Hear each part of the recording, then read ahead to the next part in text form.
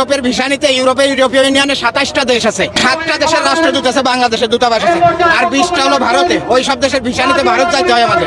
সেই 20টা দেশের রাষ্ট্রদূতরে এই বিপদের সময় মার্চ মাসে উনি বাংলাদেশে ডেকে নিয়ে আইছে। আর বাংলাদেশে ছিল 7 জন, 27 জন রাষ্ট্রদূতরে এক জায়গা করে ঢাকায় বসে মিটিং করে উনি বলে দিয়েছে আমরা ইন্ডিয়া যাবো না আর ভিসা নিতে, আপনাদের বাংলাদেশ থেকেই দিতে হবে। 27 দেশের রাষ্ট্রদূতরে এক জায়গা করেছে দিল্লি থেকে এনে, যা পৃথিবীতে কারোর দ্বারা কোনোদিন সম্ভব না। সেই কাজটা উনি করে দেখাইছে। জাতিসংঘের মহাসচিব এসে 4 দিন ঘুরে বেড়ায়, নামাজ পড়ে, রোজা রাখে, শুনিছেন কোথায়? এগুলো পারিছে কেউ? এই 8-9 মাসে মানুষে ভালো খায়, মানুষের ভালো চলে, মানুষের পকেটে টাকা হয়, কোন চুরি হয় না, ডাকাতি হয় না। আঙ্গ হারে দরকার, আঙ্গ খালা দেওয়া দরকার নাই, টাকা কিনাও দরকার নাই। আমি নিজে বিএনপি করি, কিন্তু বিএনপি কোন দলই ভালো না, বিএনপি আরো খারাপ, আওয়ামী লীগের চেয়ে বড় খারাপ বিএনপি। ডক্টর ইউনূসকে ধন্যবাদ, এত দ্রুত ইন্ডিয়ার আকর্ষণ থেকে আমাদেরকে মুক্ত করেছে। ইনশাআল্লাহ ভালো কিছু হবে উনি থাকলে। আসসালামু আলাইকুম ওয়া রাহমাতুল্লাহি ওয়া বারাকাতুহু।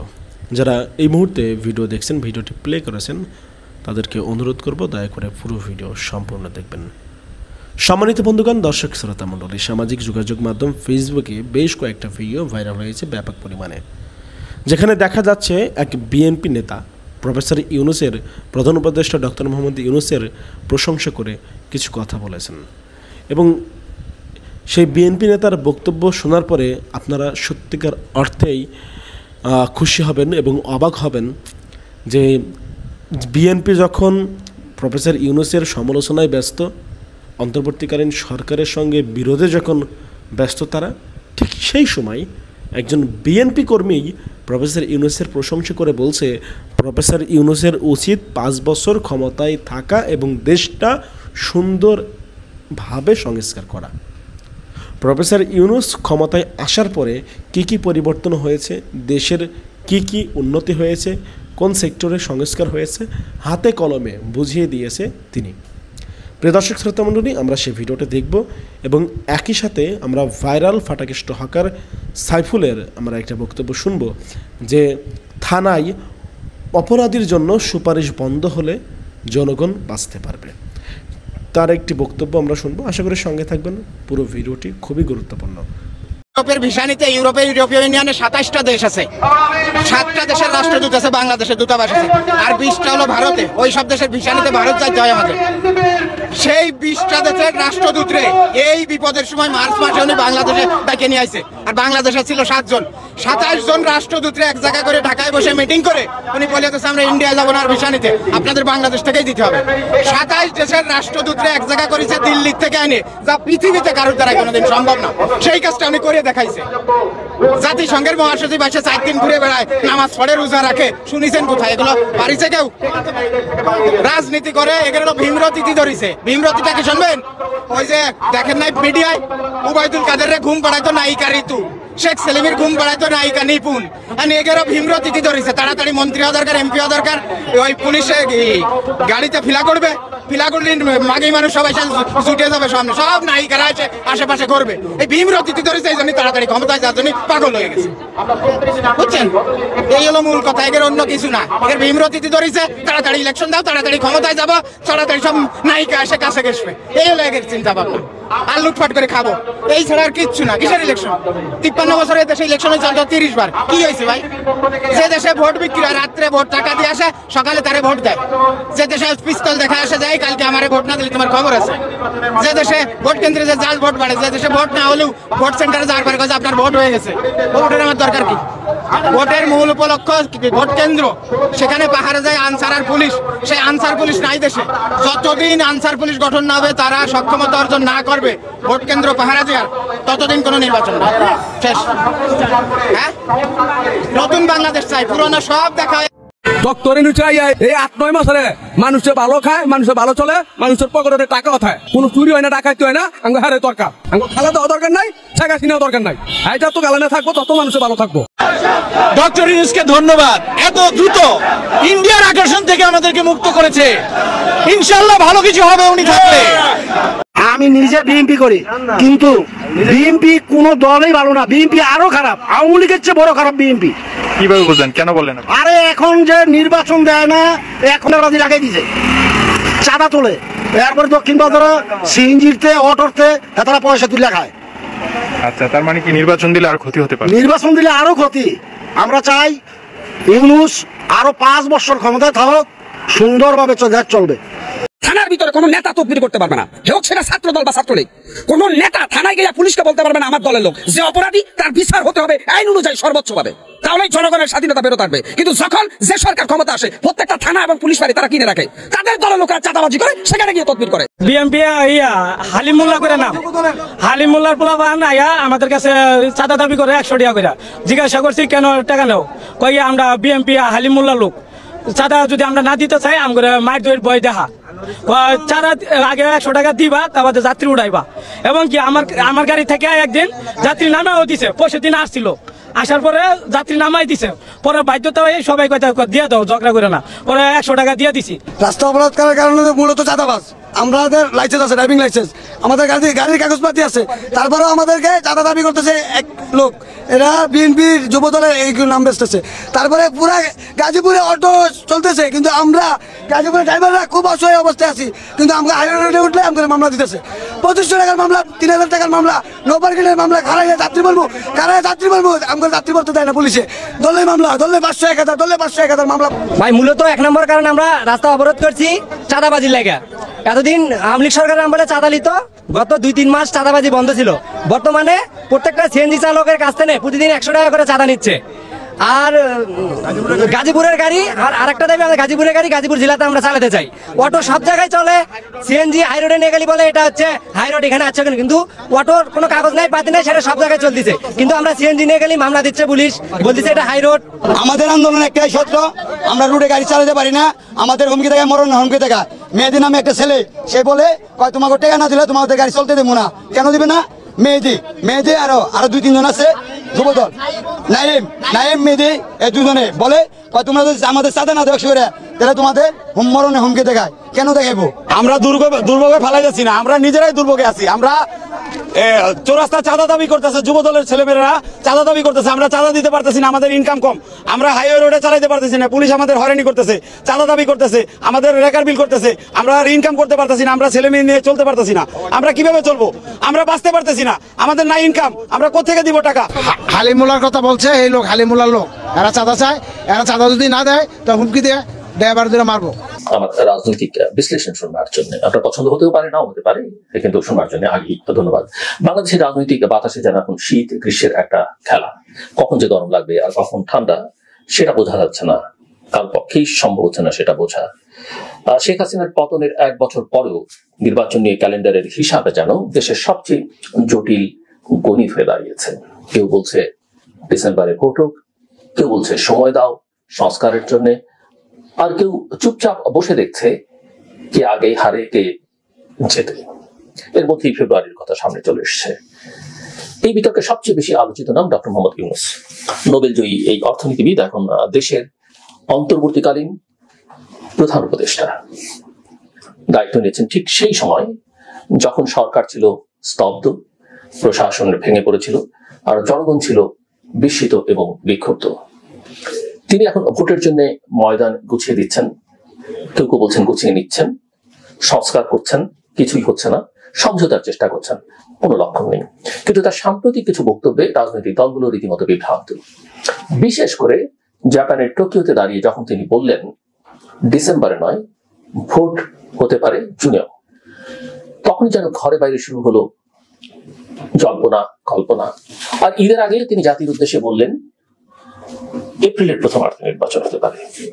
লন্ডনে গিয়ে বিএনপির ভারপ্রাপ্ত চেয়ারম্যানের সঙ্গে আলোচনার পরে এটা এসে দাঁড়ালো 2 পক্ষের সম্মতিতে ফেব্রুয়ারির মাঝামাঝি সময়, রমজানের 1 সপ্তাহ আগে, যেটা নিয়ে আবার অন্যান্য রাজনৈতিক দলগুলো যারা দেশের ভেতরে ছিল তারা সন্তুষ্ট নয়। প্রথমেই আসা যাক বাস্তবতার কথায়। 2024 সালের জুলাইয়ে ছাত্র জনতার অভ্যুত্থানের মাধ্যমে তৎকালীন প্রধানমন্ত্রী শেখ হাসিনা এবং শেখ হাসিনার সরকারের পতন ঘটে, এটা আমরা সবাই জানি। এরপর অন্তর্বর্তীকালীন সরকার ক্ষমতা গ্রহণ করে এবং জানুয়ারি নাগাদ একটি সংস্কার কমিশন গঠন করা, একটি না 11টি সংস্কার কমিশন গঠন করা হয়। কমিশনের প্রস্তাবনাগুলোর মধ্যে ছিল রাষ্ট্রের কাঠামোগত পরিবর্তন, নির্বাচন কমিশনের শক্তি বৃদ্ধি, সংবিধান সংশোধনের পথ তৈরি, নারী আসনে সরাসরি নির্বাচন, আর সবচেয়ে গুরুত্বপূর্ণ নির্বাচনকালীন সরকারের দায়িত্ব নির্ধারণ। এই প্রস্তাবগুলো নিয়ে কয়েক ধাপে আলোচনায় বসে রাজনৈতিক দলগুলো সরকারের সঙ্গে এবং ঐকমত্য কমিশনের সঙ্গে, যার প্রথম পর্যায়ে শেষ হয়েছে 19 মে। জুলাইয়ের মধ্যেই একটি সম্মিলিত জুলাই সনদ চূড়ান্ত করবার লক্ষ্যে এগুচ্ছে কমিশন। কিন্তু এই সময় নির্বাচন নিয়ে দিনক্ষণ ঘিরে শুরু হয়েছে রাজনীতির নতুন থ্রিলার। বিএনপি এবং তাদের মিত্ররা ডিসেম্বরে নির্বাচন চেয়েছিল। সেনাবাহিনীর পক্ষ থেকে সেনাপ্রধানও বলেছিলেন ডিসেম্বরের মধ্যে নির্বাচন, এবং তারা মনে করেন যে সংস্কারের জন্য এত সময় নিলে ভোটের মতো হবে না। উল্টো ক্ষমতায় থাকার লোভে সরকার যদি সময় বাড়াতে থাকে বা বিশেষ কাউকে প্রতিষ্ঠিত করবার জন্য সময় বাড়াতে থাকে, তাহলে জনগণের আস্থাটা ভেঙে যাবে। আর একদিকে জামায়াত কিংবা এনসিপি বলছে সংস্কার আগে শেষ হোক, তারপর ভোট। কেউ বলছে ফেব্রুয়ারি, ইতিমধ্যেই সরকার এবং বিএনপির মধ্যে একটা সমঝোতার কথা আমরা শুনেছি। কেউ বলছে রমজানের আগেই নির্বাচন হোক, আবার কেউ সময় চায় জুন পর্যন্ত, আবার কেউ বলছে শেখ হাসিনার বিচার আগে করতে হবে, সমস্ত সংস্কার শেষ করতে হবে, বা প্রধান সংস্কার শেষ করতে হবে, তারপরে নির্বাচন। তো সেই মোহভঙ্গের মাঝেই প্রধান উপদেষ্টার মন্তব্য আগুনে ঘি ঢালার মতো কাজ করেছে যখন তিনি বলছিলেন যে জুনে নির্বাচন, এবং তারপরে যখন তিনি এপ্রিলের কথা বললেন। রাজনীতিতে এমন সময়ানুবর্তিতার লড়াই নতুন নয়। অতীতে আমরা দেখেছি মাত্র 3 মাস সময় পেয়েও কিভাবে তত্ত্বাবধায়ক সরকারগুলো প্রশাসনিক রদবদল থেকে শুরু করে বিচার, সংস্কার এবং নির্বাচন সবকিছু করে ফেলেছে। আপনাদের স্মরণ থাকবার কথা, বিচারপতি শাহাবুদ্দিন আহমেদ 1990 সালে এরশাদের পতনের পর মাত্র 90 দিনের মধ্যে, 90 দিন তার লাগেনি আসলে, তারও অনেক কমে, একাধিক কালো আইন বাতিল, প্রশাসন সংস্কার, বিচার বিভাগকে স্বাধীন করা, এরশাদকে গ্রেপ্তার, এমনকি দুর্নীতির তদন্ত করে রিপোর্ট প্রকাশ করেছিলেন। বিচারপতি হাবিবুর রহমান কিংবা বিচারপতি লতিফুর রহমানের অধীনে তত্ত্বাবধায়ক সরকারও সময় নষ্ট না করে, একেবারে বিন্দুমাত্র সময় নষ্ট না করে ভোটার তালিকা সংশোধন, নির্বাচন কমিশন সংস্কার, অবৈধ অস্ত্র উদ্ধারের মতো কাজ সম্পন্ন করেছিল। তখন কেউ বলেনি আমরা প্রস্তুত না বা অবস্থা অনুকূল না। অথচ ইউনূস সরকারের সময় গড়ালো 10 মাস, তবুও সংস্কার এখনো চলমান, রোড ম্যাপ এখনো অনিশ্চিত, আর ভোটের তারিখ এখনো অনুমান নির্ভর। এর কারণ কি? শুধু সময়ের অভাব নাকি রাজনৈতিক কৌশল? কেউ কেউ মনে করেন ডক্টর ইউনূসের নেতৃত্বে এই সরকার অতীতের তত্ত্বাবধায়ক সরকারের মতো কর্মক্ষম নয়, বরং তাদের মূল মনোযোগ থাকছে সমঝোতা তৈরির অভিনয়ে আর সংস্কার প্রশ্নে এক ধরনের নাটকীয়তা ধরে রাখায়। আবার কেউ বলছেন তারা একটি ঐতিহাসিক দায়িত্ব পালন করছেন। রাষ্ট্রের কাঠামোগত পরিবর্তন, দলীয় সরকারের বিকল্প সৃষ্টি, আইন ও সংবিধানের ভারসাম্য তৈরির কাজটি একদম গোড়ায় গিয়ে করছেন, যা অতীতে হয়নি, যদিও আমরা এর কোনো লক্ষণ এখন পর্যন্ত দেখিনি। আবার বাস্তবতা বলছে এত আলোচনা আর সংলাপের পরও বড় বড় ইস্যুতে দলগুলোর মধ্যে বিরোধ থেকেই গেছে। প্রধানমন্ত্রী কতবার নির্বাচিত হতে পারবেন, তিনি দলীয় প্রধান হতে পারবেন কিনা, নির্বাচনে সরাসরি নারী আসনের ব্যবস্থা হবে কিনা, এসব মৌলিক প্রশ্নে বিএনপি, জামায়াত, এনসিপি কিংবা অন্য দলগুলোর অবস্থান একরকম নয়। এমনকি নির্বাচনের পর সংস্কার কার্যকর হবে নির্বাচিত সংসদের মাধ্যমে নাকি গণভোটের মাধ্যমে, এই নিয়েও এক ধরনের দ্বিধা তৈরি হয়েছে। এই দ্বিধা এবং সংকোচের মধ্যেই এসে পড়েছে নতুন মোড়। লন্ডনে ডক্টর ইউনূস ও তারেক রহমানের বৈঠকে নির্বাচন ফেব্রুয়ারির মধ্যে অর্থাৎ রমজানের আগে 1 সপ্তাহ আগে আয়োজনের বিষয় নাকি একটা সমঝোতা হয়েছে, যেটা আবার জানিয়েছেন, স্টেটমেন্টটা জানিয়েছেন ডক্টর খলিলুর রহমান, জাতীয় নিরাপত্তা উপদেষ্টা, বিএনপি যারা পদত্যাগ দাবি করেছিল। এবং ইন্টারেস্টিংলি সেই স্টেটমেন্টটা যে বিভিন্ন দপ্তরে গেছে, সরকারি দপ্তরে, তার মধ্যে নির্বাচন কমিশনার, প্রধান নির্বাচন কমিশনার বলছেন যে এই স্টেটমেন্টে কারো স্বাক্ষর নেই। সো এটা কি হয়েছে কিনা, এটা কি অফিসিয়াল কিনা, তিনি বলছেন তিনি এটা জানেন না, প্রধান নির্বাচন কমিশনার। সো রমজানের আগে ভোট আয়োজনের প্রস্তাব দিয়েছেন আমরা যেটি দেখছি তারেক রহমান। ডক্টর ইউনূস তাতেই নাকি সম্মতি দিয়েছেন, আবার বিএনপি মহাসচিব বলছেন যে 12ই ফেব্রুয়ারি বৃহস্পতিবার নির্বাচন হতে পারে। তবে প্রশ্ন থেকে যায়, আসলে কাকে বিশ্বাস করবে মানুষ? টোকিওর কথা না লন্ডনের বৈঠক? তার চেয়েও বড় প্রশ্ন, যে সরকার নিজেকে নিরপেক্ষ দাবি করে সেই সরকারই যদি একাধিকবার বিদেশে বসে নির্বাচন প্রসঙ্গে বক্তব্য দিয়ে বিভ্রান্তি তৈরি করে, তাহলে তার উপরে জনগণের আস্থা কিভাবে তৈরি হবে?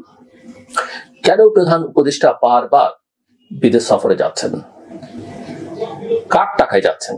কেন তিনি দেশেই একবার দৃঢ়ভাবে কিছু ঘোষণা করেন না? রাজনীতির চায়ের কাপে এখন সবচেয়ে আলোচিত প্রশ্ন এটি।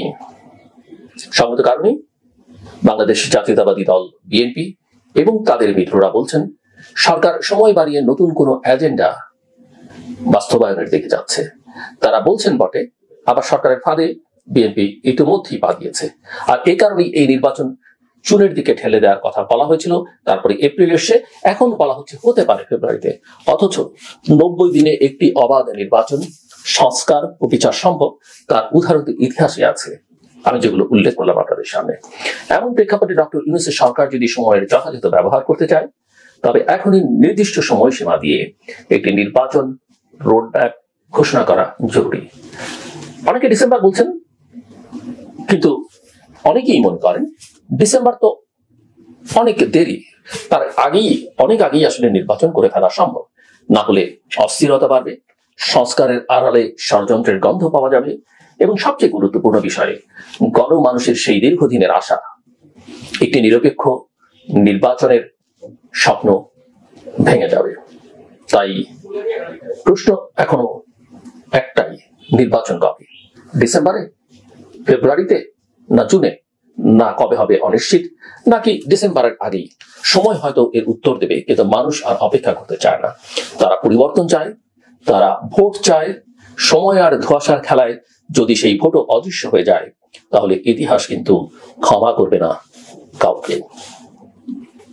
শেষ করবার আগে বলি, আমি এর আগে হয়তো বলেছি যে কেউ অসুস্থ থাকলে তাকে ভিজিট করাটা আমাদের একটা দায়িত্ব, মানবিক, নৈতিক, সামাজিক সম্পর্কের দায়িত্ব। কিন্তু কোনো রোগী যদি হসপিটালে থাকেন, আমার মনে হয় সেই হসপিটালে ভিজিটার্সদের যে রুল আছে, ভিজিটার্সদের জন্য হসপিটালের যে রুল আছে, সেটা মেনে হসপিটালে যাওয়া উচিত। বাচ্চা কাচ্চা সহ আপনি কিন্তু রুগীকেই ক্ষতিগ্রস্ত করছেন না, আপনি এই যে যাদের নিয়ে যাচ্ছেন হসপিটালে, তাহলে যে কারো ইনফেকশন হতে পারে, যে কোনো একটা, যে কারোর মধ্যে ভাইরাস একটা ঢুকতে পারে। সো এটা সমীচীন নয়। তারপরে দেখা যায় যে রুগীর জন্য অনেকে প্রচুর খাবার দাবার নিয়ে যাচ্ছেন, রান্না বান্না করে নিয়ে যাচ্ছেন, ফল মিষ্টি কত কিছু, অথচ একবারও বিবেচনার মধ্যে নেন না যে ওই রোগী আসলে ওই খাবার খেতে পারবেন কিনা। যারা নিয়ে যাচ্ছেন তারাই খাচ্ছেন, অন্য অ্যাটেন্ডেন্টরা খাচ্ছেন, এগুলো করবার দরকার নেই। আপনার যদি এইরকম ভালোবাসা থাকে, আপনি নিশ্চয়ই তার বাড়িতে আগে পরে খাবার পাঠাতে পারেন, নিয়ে যেতে পারেন। হসপিটালে এগুলো করবার খুব বেশি দরকার নেই। সামান্য কিছু আপনি নিতে পারেন খোঁজ খবর নিয়ে, না নিলেও কোনো অসুবিধা নেই, আপনি একটু ফুল নিয়ে যেতে পারেন, এরকম কিছু। কিন্তু এগুলো একটা হসপিটালকে আসলে তার ইমেজকে ক্ষতিগ্রস্ত করে, রোগীকে অনেক জটিলতার মধ্যে ফেলে দেয়, রোগীর জন্য এটা ঝুঁকিপূর্ণ হয়ে যায়, এবং অ্যাটেন্ডেন্ট হিসেবে যারা যান তাদের ক্ষেত্রেও কিন্তু কিছু কিছু ঝুঁকি থেকে যায়। আমার মনে হয় এই বিষয়গুলো, হসপিটালে রোগী দেখতে যাওয়া কিন্তু কোনো আনন্দ ভ্রমণ নয়, এটা কিন্তু মাথায় রাখতে হবে। অবশেষে সব জল্পনা কল্পনার অবসান ঘটিয়ে বাংলাদেশের জাতীয় নির্বাচনের তারিখ ঘোষণা করা হয়েছে গতকালকে, এপ্রিলে, আগামী বছরের 2026 এপ্রিলের যে কোনো সময়, প্রথমার্ধে সম্ভবত প্রথম 2 সপ্তাহের ভিতরে যে কোনো একটা সপ্তাহে নির্বাচন অনুষ্ঠিত হবে বলে জানিয়ে দিয়েছেন। যে ডিসেম্বরের ভিতরে নির্বাচন করতে হবে, সেই প্রেশারকে মোটামুটি বলতে গেলে উপেক্ষা করে এবং এক ধরনের ইগনোর করেই ডক্টর মোহাম্মদ ইউনূস উনি নির্বাচনের তারিখ ঘোষণা করেছেন। বিএনপি সাধারণভাবেই তারা খুশি নন এই তারিখে, বিকজ তারা চেয়েছিলেন ডিসেম্বরের ভিতরে নির্বাচন হোক, যদি আমি চেয়েছিলাম উইদিন এ 1 year ফ্রেমের ভিতরে। এখানে বিএনপির সাথে আমার মত পার্থক্য, যদি নির্বাচন হতেই হয়, যেহেতু দলগুলির সাথে একটা আন্ডারস্ট্যান্ডিং ওইভাবে আর যায়নি, সুতরাং নির্বাচন হবে, তবে আমাদের ন্যূনতম রিফর্মস না করে নির্বাচনে যাওয়াটা সবকিছুকে বলন্টিত করে, ব্যর্থ করে দিবে, বা এই বিপ্লবটাকেই অকার্যকর করে দিবে, সেটা আমি মনে প্রায় বিশ্বাস করি। এই জন্য আমি সবসময় ক্যাম্পেইন করেছি বিএনপির সাথে আমার গুণগত পার্থক্যটা এই জায়গাতেই, এবং লিবারাল বিএনপি যারা আছেন তারাও একইভাবে 1 বছরের ভিতরে মোটামুটি একটা কাজ শেষ করে নির্বাচন হোক, এবং BNP number 1 stake holders for power, to be honest, undoubtedly. So অনেক কিছু করতে পারে ইলেকশন, এটা আমরা জানি, তবে মোটামুটি প্রিজিউমেবলি আমরা ধরে নিতে পারি সেটা। আচ্ছা, থ্যাংক ইউ সো মাচ। এখানে আরো একটা জিনিস বলে রাখি আপনাদেরকে। সো নির্বাচনের বিএনপি, ওকে আমি জানি না এটা আমি আবার বলি, বিএনপির নির্বাচন চাওয়া, বারবার বলি ভুল নয়, তবে নির্বাচন চাওয়ার প্রক্রিয়াতে মারাত্মক এবং চরম ভুল করেছেন, যার রাজনৈতিক মাসল হয়তোবা বিএনপিকে দিতে হতে পারে। কারণ নির্বাচন চাওয়ার যে পদ্ধতিটা মারাত্মকভাবে গরমিল ছিল এটাতে, এটা আনডাউটেবল। এবং আমি জানি অনেকেই আপনারা রাজনীতিবিদ বুঝেন, তো মাঠে ঘাটে রাজনীতি করেন, আপনারা মনে করেন যে আপনারা সবকিছু বুঝেন। এটা পরামর্শ দিয়েছিলাম শেখ হাসিনাকে দিলে আজকে she suppose two B the queen of Bangladesh today, even though if she is not in the power, but she never listen to us, never ignored people like us. That's why বিএনপিকে বলছিলাম যে আপনারা নির্বাচনটা এমনভাবে ডক্টর মোদী, যেহেতু দরজা খোলা 24 hours আপনাদের জন্য, এমনভাবে মানে ফুসলিয়ে ফাসলিয়ে একদম প্ররোচনা দিয়ে নির্বাচনটা আদায় করে নেন, বুদ্ধিমানের কাজ হবে। কারণ প্রত্যেকটা মুহূর্তেই উনার সাপোর্টার্স আছে ডক্টর মোদী ইউনূসের, এদেরকে আপনাদের লাগবে রাষ্ট্র পরিচালনার ক্ষেত্রে। ভারত বাংলাদেশকে পরিচালনা করতে পারে, Bharat is over, the influence of India is over. আল জাজিরাতে আজকে যে রিপোর্ট দিয়েছেন ভারতের অর্থনীতি কোন দিক দিয়ে যাচ্ছে, রিপোর্টটা দেখবেন যদি সময় থাকে। আমি এগুলাই দেখি, বাংলাদেশে কোনো কিছু আমি দেখি না unless it is urgent or emergency, by the way. So বলেছে সুতরাং ইন্ডিয়া ইজ ওভার। এবং প্রেসিডেন্ট ট্রাম্প যে ট্রাভেল ব্যান দিয়েছেন, সেই ট্রাভেল ব্যান প্রমাণ করেছে ভারতের কোনো ইনফ্লুয়েন্স এই মুহূর্তে আমেরিকার কাছে খাটে না। এবং পৃথিবীতে একমাত্র এলোন বা একা একটা রাষ্ট্র, তার নাম হচ্ছে ভারত। মনে রাখবেন ইসরায়েল কিন্তু একা নয়, ইসরায়েলের সাথে অনেক পশ্চিমা দেশ আছে। গাজার সাথে যদি প্যালেস্টাইন মানে আপনার প্যালেস্টাইনিয়ানদের সাথে যদি একটু ভালো সম্পর্ক হয়, যে কোনভাবেই হোক, ইসরায়েলের সাথে যথেষ্ট পরিমাণ দেশ পৃথিবীতে আছে। আমেরিকা তো আছে, আমি আর তো বললাম না। ভারত একমাত্র দেশ যার সাথে আসলে ভারতের কোনো বন্ধু নেই। Russia not their friend, Russia the friend of Muslim countries, trust me, এটা আমি বারবার বলছি। সুতরাং they are just the only country on this planet just alone, they walking alone, right? So আমি বলি তো লাগবে এগুলা, বাই দ্য ওয়ে। সো চেয়েছেন তারা, এখন সময় মানুষ ক্রিটিসাইজ করে আশা করে, যেখানে এখানে বিএনপি কিন্তু পরাজিত হয়েছেন। বিএনপির এটা আমি এই জন্য বলছিলাম যে বিএনপির আপনারা রাজনীতি করেন, আপনারা খুব অভিজ্ঞ, বাট মাঝে মাঝে আমাদের কাছ থেকে আমরা মাসুমের মতো ব্যক্তি যারা রাজনীতি সারাদিন পর্যবেক্ষণ শুধু করেন না, রিসার্চ করে থাকেন পলিটিক্সের উপরে, ডিপ্লোমেসির উপরে। So make sure you guys talk to us. আমি এটা বলে দিতাম প্রথম থেকে কিভাবে বলতে হবে, কেন দেখুন আমি জানি ইন্টারন্যাশনাল কমিউনিটি ডক্টর মোদী ইউনূসের সাথে, এন্টার ইন্টারন্যাশনাল কমিউনিটি, বিশ্বাস করেন আপনি এখানে পারবেন না ইনফ্লুয়েন্স করে। এটা আপনার জন্য হিতে বিপরীত, because this is their people, this is their guy, they don't like it. এটা এক্সট্রা অযাচিত প্রেশার ক্রিয়েট করা প্রতিটা মুহূর্তে আপনি দেখেছেন। জাতিসংঘের কি বলেছেন উনি বলেছেন আওয়ামী লীগ ছাড়াও অন্তর্ভুক্তিমূলক নির্বাচন হবে। দেখুন এটা নজিরবিহীন ঘটনা, এটা বলতে পারেন না উনি বলেছেন why, because of doctor Modi Yunus. So এইগুলো যদি বুঝতে না পারেন ইন্টেলেকচুয়ালি এবং deep insight of politics and international affairs, you'll be failed and the country will be failed, that we've been going through for a long time. I am 54 years ladies and gentleman. So আজকে দেখেন আজকে কি হয়েছে। এখানে প্রথমে দিক্কা দেই, যেটা এটাকে বলেছেন সাবোটাজ, বলেছেন একটা স্টেজড, যে মানুষ এসে বলছে স্যার আপনাকে 5 বছর চাই। আমি সারা বাংলাদেশের মানুষের সাথে কথা বলি, বিএনপির অনেক, আপনি তো জানেন যে বিএনপির অনেক নেতা আছে, বিএনপির মানুষের মানে মাঠঘাটে মানুষের অনেকের সাথে আমার যোগাযোগ আছে। আমি জিজ্ঞেস করছি, তারা বরং চান এই ন্যূনতম রিফর্মসটা হোক, এবং বিএনপির অনেক নেতৃবৃন্দ যারা আছেন তাদের যে অতিরিক্ত কথাবার্তা, they don't like it at all, তারা এটা পছন্দ করতেছেন না, তারা বলে যাচ্ছেন যে কোন কারণে হোক না কেন।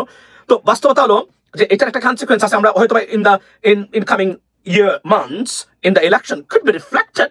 If it is, don't be surprised, because it's much look at like awaited or anticipated stuff could happen in the election, if as long as you can vote, ladies and gentlemen. So নির্বাচন হয়েছে, অর্থাৎ BNP দেখেন এটা বলতে পারতেন না, আচ্ছা আপনারা ফেব্রুয়ারির ভিতরে দিয়ে দেন, মার্চের ভিতরে। দেখুন বলার মধ্যে কতটা বিপদগ্রস্ত তাদেরকে করেছেন, আপনাদের কথা তো উনি রাখলেন না, তাহলে আপনারা কি করবেন? আন্দোলনে যাবেন? বিএনপি নেতৃবৃন্দ আন্দোলনে গিয়ে তো আরো বিপদ দেখেন নিয়ে আসবেন নিজেদের জন্য, করা যাবে না। এখানে বলছিলাম না, আপনারা জানতেন উনি নির্বাচন এখন দিবেন না, কাজগুলো তাদেরকে করবে, কারণ ইন্টারন্যাশনাল সাপোর্টস আছে। এটা বুঝে শুনে মানে কোনো মতে মানে একজনের মতো প্ররোচনা দিয়ে পায়ের প্রয়োজনে সালাম করে দিয়ে নির্বাচন আদায় করে, এই কাজটা আপনাদের করা উচিত ছিল, বাট আপনারা ব্যর্থ হয়েছেন এই কাজটা করতে। এই জন্য বিএনপি কিছু নেতৃবৃন্দ যারা আছেন এরা কিন্তু ভুল করেছেন। এটা দল এবং জাতীয়তাবাদ বাংলাদেশের, এটা হয়তো এটা will pay heavy price for that mistake that been going through for a long time, right? By the way, so দিয়েছেন গেল নির্বাচন হচ্ছে, এখন এপ্রিলে নির্বাচন হবে, ডিসেম্বরের ভিতরে নির্বাচন হবে না। আন্দোলন যদি বিএনপি করতে যান, স্যার 5 বছর, আচ্ছা, সো আন্দোলন যদি নির্বাচন করতে যান, নির্বাচন নিয়ে এটা আরো বিপদগ্রস্ত হবে বিএনপির ভবিষ্যৎ বা জাতীয়তাবাদের রাজনীতি, which is we don't want it. We want জাতীয়তাবাদ টিকে থাকুক, কারণ জাতীয়তাবাদ একটা core principal issue for Bangladeshi people, এটা we have to maintain it. By the way, so আজকে আপনারা দেখেন মানুষের স্বতঃস্ফূর্তভাবে মানুষ বলছে এই কথাগুলো, যে বলছেন যে 2-1 বিশেষ করে সামি ভাই, জুলকার নায়েক সামি ভাই বলছেন স্টেজ করা হচ্ছে। আমি বিশ্বাস করেন আপনাদের পুয়ার মানে জাজমেন্ট, পুয়ার অ্যাসেসমেন্ট, এবং I don't know what's going on with you guys, because there are many আমাদের আরো বন্ধু বান্ধব যারা আছেন তারও দেখি একই পথে কথাবার্তা বলেন। এটা আপনাদের গ্রহণযোগ্যতাটাকে দিন সেদিন আরো কমিয়ে নেবে, কেননা এগুলো স্টেজ নয়। আপনারা যদি আপনাদের সাধারণ মানুষের সাথে আপনাদের যোগাযোগ নাই, হয়তো আপনাদের ফলোয়ার্স এখানে কমেন্ট করে ভিউ হয়, but in fact you don't talk to people. I do. I do. I have connection. এটা long time, for a long time. So আমরা এগুলো দেখি, মানুষ বাংলাদেশে চায়, এত কিছুর পরে মানুষ চায় উনি তো আর 5 বছর ক্ষমতায় থাকুক। Can you imagine that? Why? Because I know why. Particularly দ্রব্যমূল্য, বিদ্যুৎ, এই দুটো জায়গা, এবং এই যে গরুর দাম, আপনি দেখেছেন গরুর দাম পড়ে গেছে। Why? এটা কি দেখুন, যারা অর্থনীতি বুঝেন না তারা এগুলো বুঝবেন না। মানে বাংলাদেশের মানুষ নাকি গরু কিনতে পারতেছে না বড় বড়, এদেরকে নাকি অর্থনীতি খারাপ। নয়, অর্থনীতি খারাপ নয়, বরং অর্থনীতি যে স্টেবল হচ্ছে এবং সলিড এবং ট্রান্সপারেন্ট হচ্ছে, তার দিস ইজ দ্য রিফ্লেকশন। গরুর দাম, the price of cows, I mean during this cattle মার্কেটের যে অবস্থা, this is the real reflection of Bangladeshi economy. আগে যেটা ছিল, এটা ছিল ফ্লপি, এটা ছিল আর্টিফিশিয়াল ইকোনমি, অর্থাৎ দুর্নীতিগ্রস্তরা ব্যাংক বিমাকে লুটপাট করে টাকাটা মার্কেটে, যত বেশি মার্কেটে, মানে তাদের কাছে প্রচুর টাকা ছিল, যেহেতু একটা চেইন এবং বলয় তৈরি করেছিল আওয়ামী লীগ, এদের কাছে টাকা ছিল, সাধারণ মানুষের কাছে ছিল না। এরা যা ইচ্ছা তাই করেছে। 15 লক্ষ টাকা দিয়ে তারা খাসি কিনতো। মতিউরের ঘটনা মনে আছে আপনাদেরকে? একজন এনবিআর কর্মকর্তা 15 লক্ষ টাকা দিয়ে খাসি কিনতো। Can you imagine that? I can do that. 6 ফিগারের উপরে বেতন পাওয়া মানুষ, আমি পারবো না। Can you imagine that? দেখে 100 টাকা দিয়ে হয় না। এই যে স্বরাষ্ট্র উপদেষ্টা বলেছেন, কিন্তু 100 টাকা দিয়ে এভাবে করা যায় না। এভাবে আমেরিকাতে, ব্রিটেনেও এগুলো করে না মানুষ, ব্রিটেনের মানুষরা। তো think about that, ladies and gentleman. আমি অর্থনীতির ছাত্র এবং আমি জানি অর্থনীতি, আমি আপনাদেরকে বলি যে অর্থনীতি আওয়ামী লীগ রেখে গেছিল প্রত্যেকটা হিসাবে 25% শ্রাঙ্ক বা ছোট হওয়ার কথা। ফর এক্সাম্পল, হয়েছে তাই। দেখেন একটা জিনিস কতটা সত্য এই ঘটনাটা। রিজার্ভ বলেছিল $45 বিলিয়ন, $48 বিলিয়ন। রিজার্ভ কিন্তু তখনও $31 বিলিয়ন ছিল। বাংলাদেশ ব্যাংকের একজন কর্মকর্তা আমাকে তখন বলেছিলেন, আমি পোস্ট দিয়েছিলাম, the post is still there, I can find it out right now. বলেছিলেন $31 বিলিয়ন, এবং উনি যে কতটা অ্যাকুরেট ছিলেন 2 বছর বা 2.5 বছর আগে সম্ভবত, এটা আমরা পড়ে বুঝেছি। এখানে বুঝবেন যে তারা কতটা মিথ্যা তথ্য দিয়ে এটাকে ফ্লপি করে বা মানে বলে না ফুলিয়ে ফাঁপিয়ে তারা তৈরি করতো। বাংলাদেশের দরিদ্রতা, জিডিপি, প্রত্যেকটা জায়গাতে তারা মিথ্যা আশ্রয় নিয়েছে, এবং it wasn't the true reflection of GDP or poverty rate or anything, whatever you can say that, because you are all manipulated and artificial statistics or manipulated statistics তারা দিত সব সময়। এটা 100%, রাইট?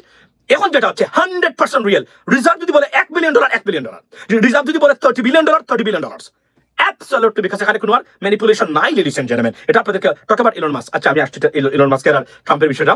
আমি জানি আপনাদের ইন্টারেস্ট আছে, আমি অনেক সময় ইচ্ছাকৃতভাবে অনেকগুলো বিষয় ইগনোর করে থাকি। বাই দ্য ওয়ে, তো উনারা এখানে বলছেন যে স্যার আপনাকে আরো 5 বছর চাই।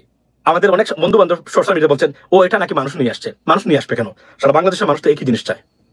মানুষ চায় কেননা দ্রব্যমূল্য এবং ট্রু ইকোনমি যেটা, এটা বাংলাদেশের মানুষ এখন এতটা বিপরীতধর্মী পরিবেশ থাকার পরও তারা যে কাজ করতে চান। এবং মনে রাখবেন, ডক্টর মোহাম্মদ ইউনূসের গভর্নমেন্ট কিন্তু they are not ruling the country, they're just like dragging on. If they can rule it, we could have much better results than this right now, because rule বোঝেন তো, শাসন করে যাকে আমরা বলি। এই অন্যায় কথা বলবেন, বুম, এটা তারা করতে পারতেছেন না। এই যে বললাম তো স্যার, শাসন করা শেখেন। ওনারা শাসন করতে পারতেছেন না, বাট তারা চেষ্টা করতেছেন নিয়মের ভিতরে থেকে। যাকা যদি শাসন করতে শেখেন, আরো ভালো রেজাল্ট আমরা দেখতে পারতাম। বর্তমানে কয়েকটা জিনিস, রাস্তাঘাটের শৃঙ্খলা অনেকটাই ফিরে আসছে, আপনি দেখেন। সুপ্রিয় দর্শক শ্রোতা মণ্ডলী, দেখলেন আপনারা, জানাবেন আপনাদের কি মনে হচ্ছে, আপনাদের মতামতটা কি, আপনারা কি বলবেন। সম্মানিত বন্ধুগণ, দর্শক শ্রোতা মণ্ডলী, আপনারা কি ভাবছেন, আপনারা কি মনে করছেন, আগামীর নির্বাচনটা কেমন হতে যাচ্ছে? ইতিমধ্যে আপনারা জানেন, লন্ডনে তারেক রহমান ডক্টর ইউনূসের বৈঠকের পরে কিন্তু নির্বাচনের দিন ধার্য করা হয়েছে। 2026 সালের 12ই ফেব্রুয়ারি নির্বাচনের দিন। এই দিন নির্বাচন অনুষ্ঠিত হতে যাচ্ছে। আপনারা কি মনে করেন, এই অল্প সময়ের মধ্যে কি সুষ্ঠু নিরপেক্ষ, অবাধ, সুষ্ঠু নিরপেক্ষ নির্বাচনের পরিবেশ বাস্তবায়ন সম্ভব? আপনাদের কি মনে হচ্ছে? এখানে বিএনপি যেই নেতাকর্মী ভাইটি বক্তব্য রাখলেন, তার বক্তব্যটা শুনেছেন আপনারা? মনোযোগ সহকারে যদি শুনে থাকেন, তাহলে বুঝতে পারবেন যে প্রফেসর ইউনূস ক্ষমতায় আসার পরে কি কি পরিবর্তন হয়েছে। কিন্তু আমরা প্রফেসর ইউনূস বা অন্তর্বর্তীকালীন সরকারের সমালোচনায় ব্যস্ত, প্রশংসায় নয়। আমারও একই মত যে এত দ্রুত নির্বাচন না দিয়ে প্রফেসর ইউনূস যদি আরও কিছুদিন ক্ষমতায় থাকে, তাহলে দেশটা আরও সুন্দর হবে, এই দেশটা অনেক এগিয়ে যাবে। প্রিয় দর্শক, আপনারা কি মনে করেন জানাবেন অবশ্যই কমেন্ট করে আপনাদের পার্সোনাল ব্যক্তিগত ওপিনিয়নটা। আজকের মতো বিদায় নিতে হচ্ছে আপনাদের কাছ থেকে। এ পর্যন্তই। আল্লাহ হাফেজ।